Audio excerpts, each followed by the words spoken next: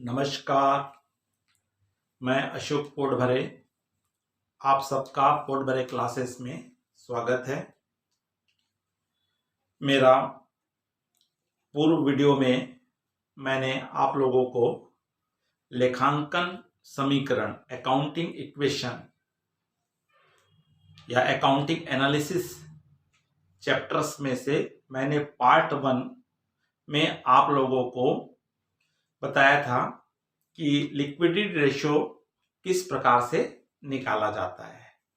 आज उसी वीडियो के कंटिन्यूज में लेखांकन समीकरण के पार्ट 2 में मैं आप लोगों को बताने जा रहा हूं आपका क्रियाशीलता अनुपात, एक्टिविटी रेशो या टर्नओवर रेशो या इसको आवर्त अनुपात भी कहते हैं।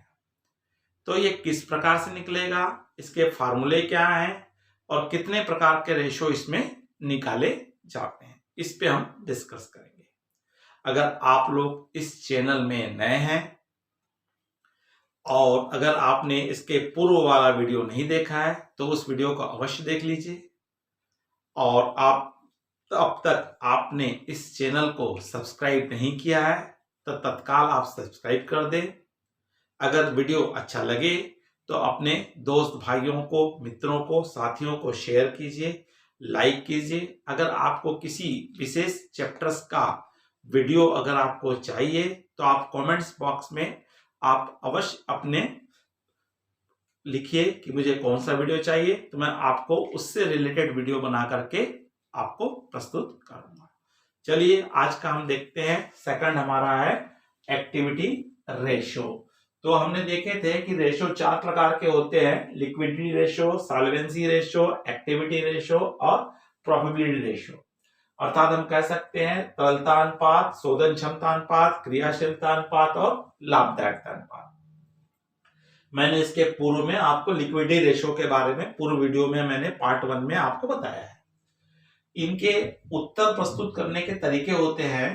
तो हमने लिक्विडिटी रेशो और शोधन क्षमता अनुपात अर्थात लिक्विडिटी रेशो और सॉल्वेंसी रेशो का आंसर जो दिया जाता है हमेशा रेशो में दिया जाता है। 2:1, 1:2 या 0.75:1, 2.5:1, इस प्रकार से आपको आंसर देने होते हैं। दूसरा हमारा क्रियाशीलता अनुपात होता है, एक्टिविटी रेशो होते हैं, तो उनके आंसर को हमेशा 2 टाइम्स, 3 टाइम्स, 4 टाइम्स, दुगुना है, 3 गुना है, 4 गुना है, आधा है, इस तरह से इसके आंसर को प्रेजेंट किया जाता है। और प्रोबेबिलिटी रेशो में लाभदायकता अनुपात के आंसर को हमेशा किसमें शो किया जाता है? परसेंटेज में निकाला जाता है, प्रतिशत में निकाला जाता है, जैसे 10%, 15%, 20%, 25%। चलिए हम देखते हैं कि आज का हमारा सेकंड हमारा है, सब पॉइंट को हम डिस्कस कर रहे हैं क्योंकि इसमें से परीक्षा में, एग्जाम में ज्यादा क्वेश्चंस आते हैं, तो इसलिए अब इसी पे पहले हम ले रहे हैं। तो एक्टिविटी रेशो, क्रियाशीलता अनुपात, और इसी को हम आवर्त अनुपात भी कहते हैं और इसी को हम टर्नओवर रेशो भी कहते हैं। तो इस टर्नओवर रेशो में हमारे को कैलकुलेट, तो हमको 5 रेशो इसमें निकलते हैं। पहला हमारा आता है इसके अंतर्गत स्टॉक इन्वेंट्री रेशो।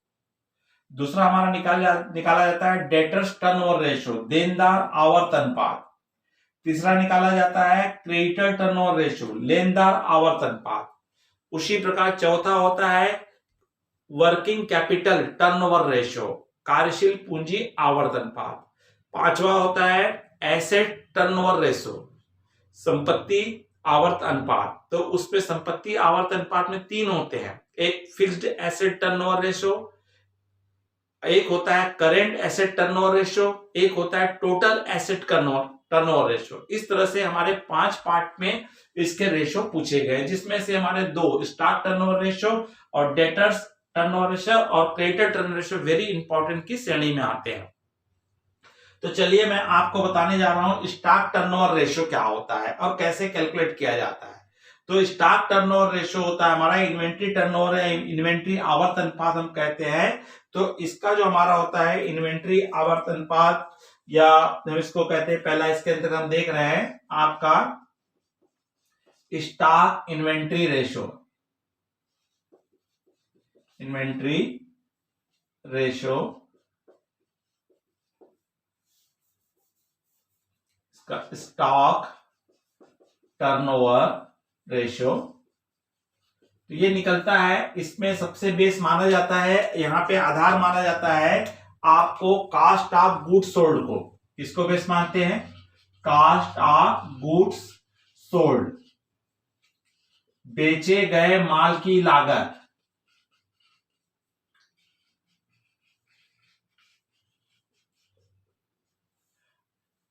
या कई बार अगर आपको क्वेश्चंस में कास्ट ऑफ गुड्स सोल्ड नहीं दिया है और उसके संबंध में कोई संकेत भी नहीं है तो उस कंडीशंस में आपको सेल्स को आधार मान सकते हैं, अन्यथा आपको कास्ट ऑफ गुड्स सोल्ड को ही आधार माना जाता है। विक्रय को बेस भी मान सकते हैं। और अपान आ जाता है इसका एवरेज स्टॉक, एवरेज स्टॉक, औसत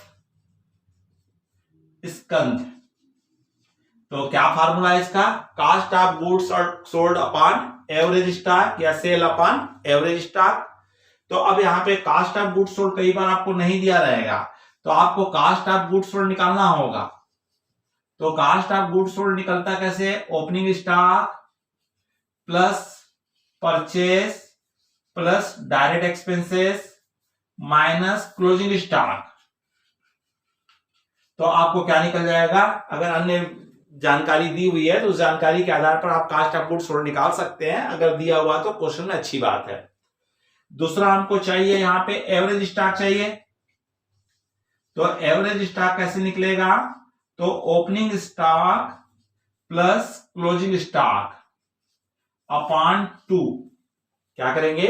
ओपनिंग स्टॉक और क्लोजिंग स्टॉक को जोड़ के आप 2 से डिवाइड कर दीजिएगा तो आपको क्या निकल जाएगा? एवरेज स्टॉक आ जाएगा। जैसे मान लीजिए कास्ट ऑफ गुड्स सोल्ड आपको क्वेश्चन में दे दिया है 80,000 रुपए। कितना दिया हुआ है? 80,000 रुपए दिया है। औसत स्टॉक नहीं दिया है, आपको ओपनिंग स्टॉक दे दिया है कितना? 15,000 और क्लोजिंग स्टॉक दे दिया है 25,000 अपॉन 2। 15 और 25 कितना हो गया? 40,000। 40,000 को 2 से डिवाइड करोगे तो कितना आएगा? 20,000। इसका मतलब एवरेज स्टॉक जो है आपका कितना है? 20,000 है। तो इस तरह से आप क्या करेंगे? 20,000 से 80,000 को भाग देंगे, या 4 0 काटे तो 8/2 है। 2 से डिवाइड करोगे तो कितना आ रहा? 4 आ रहा है। इसका मतलब होता है 4 टाइम्स है, 4 गुना है। तो ये क्या बताता है? स्टॉक टर्नओवर रेशियो को मैंने पहले ही बताया कि इसको किस प्रकार दिखाया जाता है। 2 टाइम्स है, 3 टाइम्स है, 4 टाइम्स है, 3 गुना है, 4 गुना है के रूप में दर्शाया जाता है। तो इस तरह से स्टॉक टर्नओवर रेशियो का हमारा फार्मूला क्या है? Cost of goods sold upon average stock, बेचे गए माल की लागत बटे औसत स्कंध या औसत स्टॉक। तो कास्ट ऑफ गुड्स सोल्ड अगर क्वेश्चन में नहीं दिया है तो opening stock plus purchase plus direct expenses minus closing stock कीजिएगा तो आपको क्या मिल जाएगा? कास्ट ऑफ गुड्स सोल्ड आ जाएगा। और एवरेज स्टॉक निकलता है opening stock plus closing stock upon को दोनों को ऐड करके 2 से डिवाइड कर देंगे तो आपको एवरेज स्टॉक आ जाएगा। और जब कास्ट ऑफ गुड्स सोल्ड को एवरेज स्टॉक से डिवाइड कर दोगे तो 2 टाइम्स, 3 टाइम्स, 4 टाइम्स, इस तरह से आपको आंसर बताएगा। अगर कई बार आपको कोई संकेत नहीं है और कास्ट ऑफ गुड्स सोल्ड नहीं दिया है, अगर उसके स्थान पे आपको सेल दिया हुआ है तो यहाँ पे आपने जहां पे हमने कास्ट ऑफ गुड्स सोल्ड लिखे हैं वहां पे सेल्स निकाल करके भी इसका कैलकुलेशन किया जाता है। सेकंड हमने देख रहे हैं यहाँ पे डेटर्स टर्नओवर रेशियो। सेकंड हमारा रेशियो होता है आपका देनदार आवर्त अनुपात।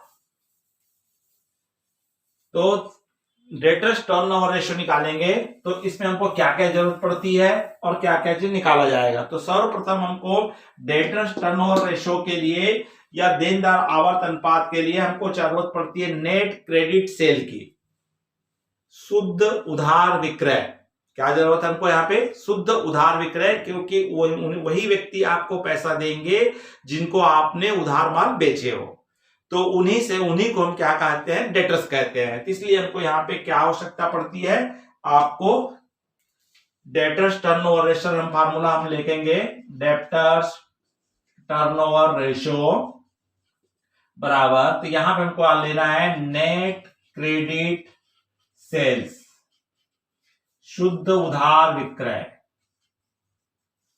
शुद्ध उधार विक्रय और डिवाइडेड बाई हमारा हो जाएगा एवरेज रिसेबल, एवरेज रिसेबल। तो यहां पे रिसेबल शब्द का होता है ट्रेड रिसेबल भी बोलते हैं हम यहां पे, ट्रेड रिसेबल। तो ट्रेड रिसेबल का मतलब होता है आपको यहां पे दो चीज आ जाते हैं इसके अंतर्गत, एक देनदार डेप्टर्स और आपके आ जाते हैं बिल्स रिसेबल, प्राप्य विपत्र। तो ये दोनों मिलकर के आपका क्या बनता है, ट्रेड रिसेबल बनता है। प्राप्य देनदार, प्राप्य व्यापारिक प्राप्य कहा जाता है इसको। और हम इसमें दो चीज हमारे आते हैं, देनदार और प्राप्य विपत्र आ जाते हैं। तो इनमें आपको ध्यान रखना है, अगर केवल डेटर्स दिया हुआ है, प्राप्य विपत्र नहीं दिया है, तो केवल डेटर्स को लेंगे। अगर प्राप्ति पत्र भी प्रश्न में दिया है, डेटर्स और दोनों को ऐड कर लिया जाता है। तो अब यहां पे हमको एवरेज बोल दिया है, तो एवरेज निकालेंगे तो opening debtors plus opening bills receivable, ये आपस में जुड़ जाएंगे और प्लस हमारा हो जाएगा, बीच में हमारा दोनों का प्लस है, इन दोनों का, और क्लोजिंग डेप्टर्स और प्लस क्लोजिंग बिल्स रिसेबल, इन दोनों के टोटल को हम ऐड कर देंगे, अपॉन 2 करेंगे तो आपको क्या निकल के आ जाएगा, एवरेज रिसेबल आ जाएगा। या कई बार डायरेक्ट हमको बोल देता है एवरेज डेप्टर्स बोल देता है। तो एवरेज डेप्टर्स का मतलब होता है देनदार, अगर प्राप्ति पत्र नहीं दिया होगा तो डेप्टर्स ही कहलाएगा। तो इस तरह से मान लीजिए एग्जांपल के रूप में हमको यहाँ पे मान लो नेट क्रेडिट सेल नहीं दिया है, क्या नहीं दिया है, नेट क्रेडिट सेल्स, तो कैसे निकलेगा, तो टोटल सेल में से आपको कैश सेल्स और प्लस सेल्स रिटर्न, इन दोनों को क्या कर दीजिए, माइनस कर दीजिए। टोटल सेल में से क्या माइनस करेंगे, जैसे एग्जांपल के रूप में 1,50,000 रुपए हमारा टोटल सेल है, जिसमें से हमारा कैश सेल जो है 50,000 का है या 40,000 का है, और 10,000 रुपए सेल्स रिटर्न है। तो इस तरह से 1,50,000 में से आप 50,000 घटा दीजिएगा, 40,000 रुपए कैश सेल का और 10,000 रुपए सेल्स रिटर्न का। तो इस तरह से 1,00,000 रुपए आपको क्या मिला, सेल्स मिला। तो इस तरह से आपको नेट से क्रेडिट सेल मिल गया है, आपको कितना, 1,00,000 रुपए। अब आपको जरूरत है डेप्टर्स की, एवरेज डेप्टर्स की। तो क्वेश्चंस में आपको दे दिया है, क्या दिया है, डेप्टर्स भी दिया है और बिल्स रिसेबल भी दे दिया है। ओपनिंग डेप्टर्स भी है आपके क्वेश्चन में और ओपनिंग बिल्स रिसेबल भी। मान लो डेटर्स 15,000 है और 5,000 रुपए आपका बिल्स रिसेबल है, दोनों मिला के कितना हुआ, 20 हुआ। उसी प्रकार क्वेश्चंस में क्लोजिंग डेप्टर्स भी दिया हुआ है और क्लोजिंग बिल्स रिसेबल भी दिया हुआ है। आपका यहां दिया था 10,000 और आपको यहां दिया है 10,000 और दोनों 10,000 है, तो इसका भी 20,000 हुआ। तो इस तरह से आपको पहले क्या करना पड़ेगा, opening debtors, opening bills receivable 20,000 है, क्लोजिंग डेप्टर्स और क्लोजिंग रिसेबल भी 20,000 है। तो दोनों को जोड़ देंगे और 2 से डिवाइड करेंगे। 40,000 रुपए को 2 से डिवाइड करोगे तो कितना आएगा, 20,000। तो ये 20,000 रुपए तुम्हारा क्या निकल गया, एवरेज डेप्टर्स आ गया, जो आपके कहां पे लिखेंगे, यहां लिख देंगे 20,000 रुपए। तो इस तरह से 20,000 रुपए को 1,00,000 से भाग दिए हो, डिवाइड किए हो, तो कितना आया, 5 टाइम्स आया, 5 गुना आया। तो इसका मतलब ये बता रहा है आपको यहाँ पे डेटर्स टर्नओवर रेशियो कितना है, 5 टाइम्स है, 5 गुना है। तो इसका फार्मूला क्या है आपका, डेटर्स टर्नओवर रेशियो, या इसको हम कहते हैं आपका देनदार आवर्त अनुपात। तो इसका फार्मूला है net credit sale upon average debtors या बिल्स रिसीवेबल। एवरेज डेप्टर्स कैसे निकलेगा, अगर आपको केवल डेप्टर्स मालूम है तो opening debtors plus closing debtors upon 2।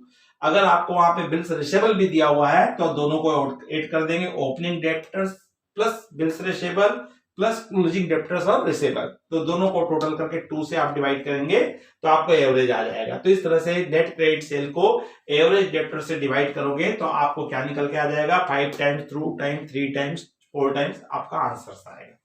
इसी में एक चीज कैलकुलेट करने बोल देता है आपको, एवरेज कलेक्शन पीरियड, इसी का बी पार्ट होता है हमको, आपको क्वेश्चन में बोल देता है औसत संग्रहण अवधि। क्या बोल देता है आपको,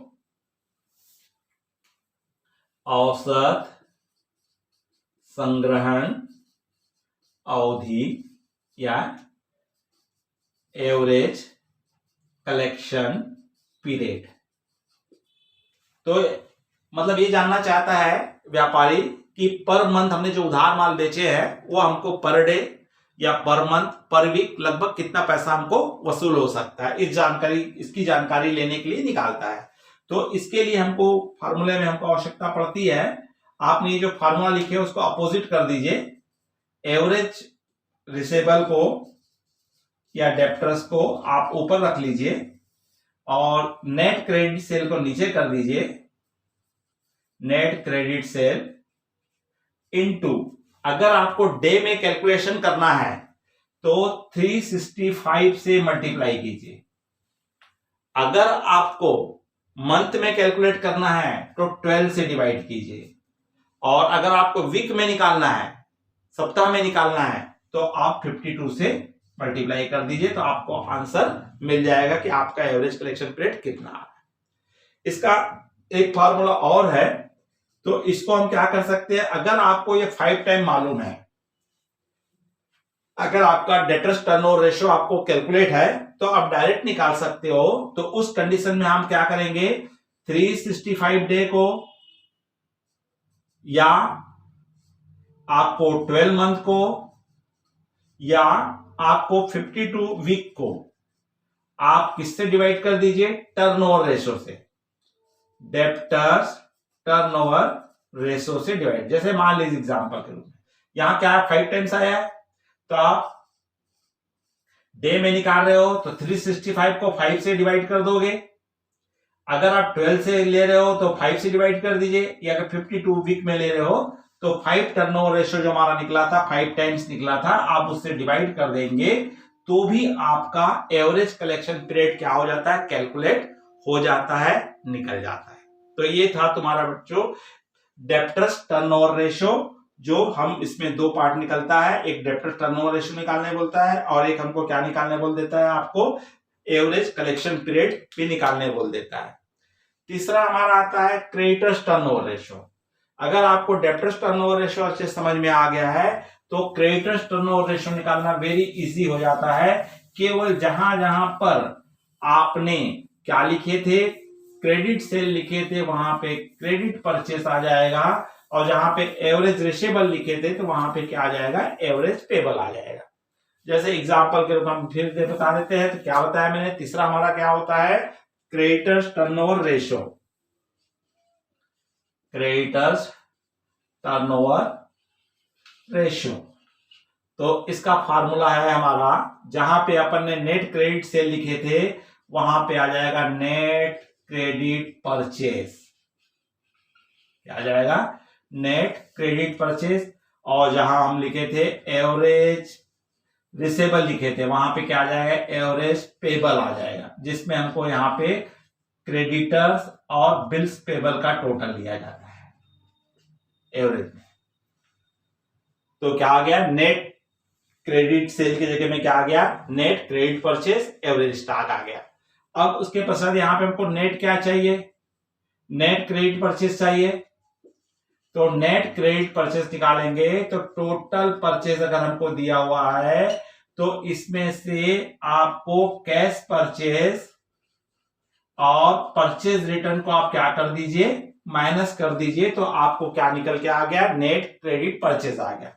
आपको क्या चाहिए, एवरेज स्टॉक, एवरेज रिसीवेबल चाहिए, पेबल चाहिए, तो यहां पे ओपनिंग क्या लिखेंगे, क्रेडिटर्स प्लस क्लोजिंग क्रेडिटर्स। अगर आपके पास क्या है, बिल्स पेबल भी है तो बिल्स पेबल भी यहां पे आ जाएगा, क्लोजिंग बिल्स पेबल, और इन दोनों को ऐड करके किससे डिवाइड कर दीजिए, 2 से डिवाइड कर दीजिए, तो आपको एवरेज रिसीवेबल आ गया, और नेट क्रेडिट सेल को एवरेज रिसीवेबल से आप डिवाइड कर दीजिए तो आपको क्या मिल जाएगा, क्रेडिट टर्नओवर रेशियो मिल जाएगा। यहां भी आपको निकालना होता है, आपको एवरेज पेबल पीरियड निकालना होता है, औसत संग्रहण अवधि होता है, औसत भुगतान अवधि, भुगतान अवधि पेबल, या हम क्रेडिटर्स भी बोलते हैं इसको, क्रेडिटर्स पेमेंट पीरियड। ये जानना चाहता है कि अपने क्रेडिटरों को वो कब और कितना पेमेंट कर सकता है। तो यहां भी सेम आप कर दीजिए, आपको एवरेज पेबल को आप ऊपर रख लीजिए और नीचे में आप क्या कर दीजिए, नेट क्रेडिट सेल और इनटू 365 या 12 मंथ, या आप किससे ले लेंगे 52 वीक से आप इनटू करेंगे तो आपको आंसर आ जाएगा। या आपके पास क्या है, क्रेडिटर टर्न रेशियो मालूम है तो भी आप कर सकते हो। 365 को 12 को 52 को किससे डिवाइड कर दीजिए आप, क्रेडिटर्स टर्नओवर रेशियो से अगर आप डिवाइड करोगे 2.3 जो भी आया होगा उससे, तो आपको आंसर मिल जाएगा। तो जिस प्रकार से आपका डेटर टर्नओवर रेशियो था, ठीक अपोजिट उसका क्या था, क्रेडिटर्स टर्नओवर रेशियो था। इसी प्रकार हमको मैंने बताया कि दो और हमारे आ जाते हैं। एक आता है वर्किंग कैपिटल टर्नओवर रेशियो। क्या आता है, वर्किंग कैपिटल टर्नओवर रेशियो। तो वर्किंग कैपिटल टर्नओवर रेशियो, तो यहां पे आपको जरूरत पड़ती है कास्ट ऑफ गुड्स सोल्ड या सेल्स। अगर कास्ट ऑफ गुड्स सोल्ड नहीं है तो सेल्स को लेंगे, अन्यथा कास्ट ऑफ गुड्स सोल्ड को ही दिया जाता है। अपन यहां ले लेते हैं वर्किंग कैपिटल। तो कास्ट ऑफ गुड्स सोल्ड आपको मालूम है कैसे निकलेगा, आपको वर्किंग कैपिटल निकालना होगा। तो वर्किंग कैपिटल कैसे निकलता है, current assets minus current liabilities. तो आपको वर्किंग कैपिटल मिल जाएगा। अब करेंट व कास्ट ऑफ गुड्स सोल्ड जो दिया होगा उसको आप वर्किंग कैपिटल से डिवाइड कर दीजिए, तो आपको मिल जाएगा थ्रू टाइम, 3 टाइम्स 4 टाइम्स कितना है। उसी प्रकार हमको यहां पे बोलता है एसेट्स टर्नओवर रेशियो। तो इसमें मैंने बताया 3 आता है, एक टोटल एसेट्स टर्नओवर रेशियो, दूसरा बोलता है fixed assets fixed asset turnover ratio, एक बोलता है करंट रेशियो टर्नओवर रेशियो। तो पहले क्वेश्चन में आप तीनों टोटल एसेट को अब जान लीजिए। भाई बैलेंस शीट का एसेट साइड का होता है टोटल एसेट्स कहलाता है। करंट एसेट हमको मालूम है क्या क्या करंट एसेट होती है उनका टोटल होगा, और जो फिक्स्ड एसेट होते हैं उनका टोटल होगा। तो 3 जगह आपका 3 निकलेगा। ऊपर में तो आपको कास्ट ऑफ गुड्स सोल्ड ही लिखना है, कास्ट ऑफ गुड्स सोल्ड या सेल्स। और इसको अगर आप क्या निकालना चाह रहे हो, टोटल एसेट निकालना चाह रहे हो, तो आप यहां पे टोटल एसेट लिखेंगे। अगर आप क्या निकालना चाहते हो, फिक्स्ड एसेट टर्नओवर रेशियो, तो यहां पे आपका क्या आ जाएगा, अपान में फिक्स्ड एसेट टर्नओवर रेशियो आ जाएगा। अगर आप क्या निकालना चाह रहे हो, करंट रेशियो निकालना चाह रहे हो, तो यहां पे आपका फिक्स्ड एसेट के प्लेस पे क्या लिख देंगे आप, करंट एसेट लिख दोगे। तो आपको जिसका आपको बोला होगा आप उसका टर्नओवर रेशियो आप क्या कर सकते हैं, निकाल सकते हैं। तो इस तरह से यहाँ पे 5 टर्नओवर रेशियो हमारे एक्टिविटीज रेशियो में होता है, जिसके बारे में हमने डिस्कस किया। अगर आपको ये वीडियो अच्छा लगा होगा तो लाइक कीजिए, अपने अधिक से अधिक मित्र साथियों को शेयर कीजिए, और आप इस चैनल में नए हैं तो सब्सक्राइब अवश्य कर लीजिए। नमस्कार, जय हिंद।